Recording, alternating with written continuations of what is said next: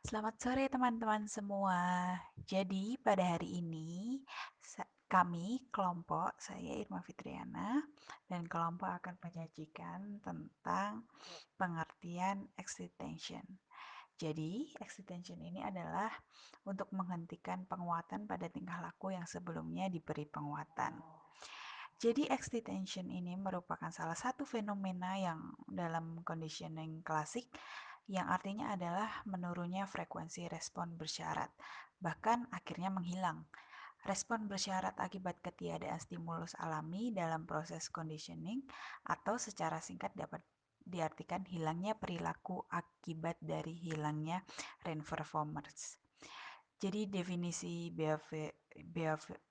behavioral terkait dengan excitation ini adalah bahwasanya excitation terjadi ketika selama sebuah perilaku dikuatkan, meskipun hanya sebentar atau tidak terlalu lama, maka perilaku tersebut akan terus ada.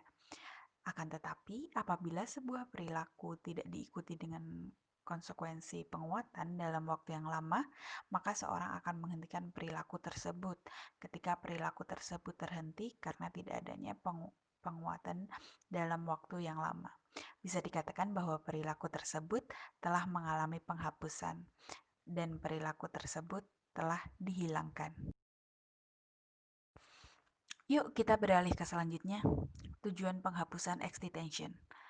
Sebenarnya tujuannya buat apa sih? Jadi, excitation ini merupakan teknik penghapusan yang dilakukan untuk mengurangi atau menghentikan perilaku yang tidak diinginkan terkait dengan permasalahan perilaku prokrastinasi akademik. Dengan teknik ini digunakan agar peserta didik atau siswa tersebut tidak lagi melakukan perilaku prokrastinasi akademik dengan menggunakan prosedur-prosedur dan teknik attention yang telah diterapkan. Yang selanjutnya ada langkah-langkah penghapusan. Penghapusan adalah menghentikan penguatan pada tingkah laku yang sebelumnya diberikan penguatan.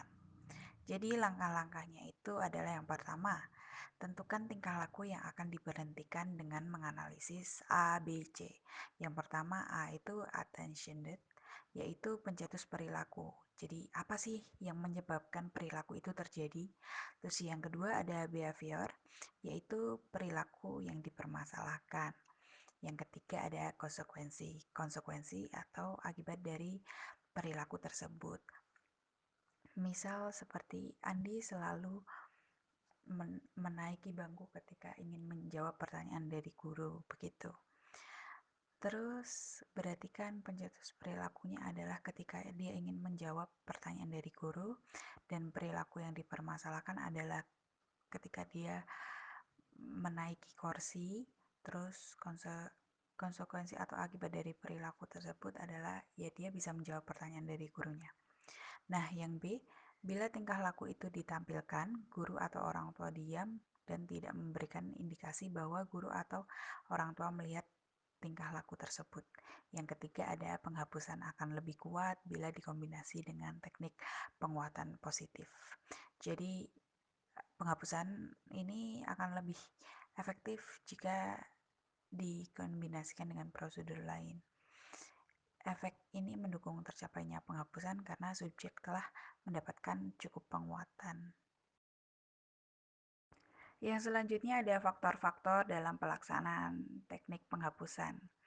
Adapun hal-hal yang menjadi faktor dalam pelaksanaan teknik penghapusan ini adalah yang pertama yang memengaruhi pelaksanaan penghapusan, yaitu adanya kontrol terhadap pemberian penguatan bagi perilaku yang akan diturunkan atau dihapuskan. Saat perilaku diabaikan, jangan sampai ada orang lain yang memberikan perhatian atau penguatan pada perilaku yang tidak diharapkan. Lalu yang selanjutnya ada penghapusan akan berlangsung cepat setelah diikuti dengan pemberian penguatan setiap kali perilaku diharapkan muncul. Contohnya, ketika anak meminta perhatian saat ibu sedang bicara di telepon, ibu mengabaikannya. Begitu anak diam dan tenang, ibu langsung memperhatikan dan memberikan apa yang dibutuhkan anaknya. Nah, yang terakhir ada excitation bisa menghasilkan perilaku agresi. Hal yang dapat diminimalisir apabila mengkombinasi antara penghapusan dengan penguatan positif bagi perilaku alternatif yang muncul.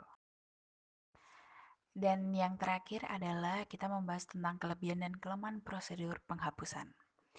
Kelebihan dari prosedur ini adalah prosedur ini dapat dikombinasikan dengan prosedur lain, telah terbukti efektif dan ditetapkan dalam berbagai macam situasi. Berlangsung cepat apabila dikombinasikan dengan penguatan perilaku yang diinginkan.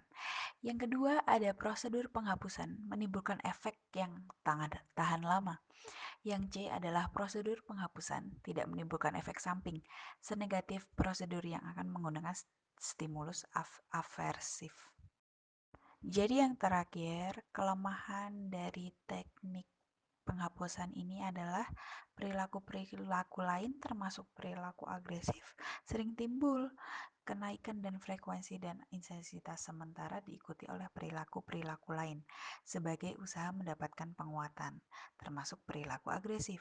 Perilaku agresif disebabkan oleh kekecewaan, tidak diperolehnya penguatan yang bisa diperoleh.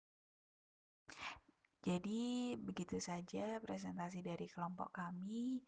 Maaf jika materi-materi yang kami sajikan kurang komplit atau mungkin kurang jelas, mungkin bisa ditanyakan kepada kami. Terima kasih atas sudah menontonnya sampai akhir. Semangat belajar teman-teman semua. Selamat sore.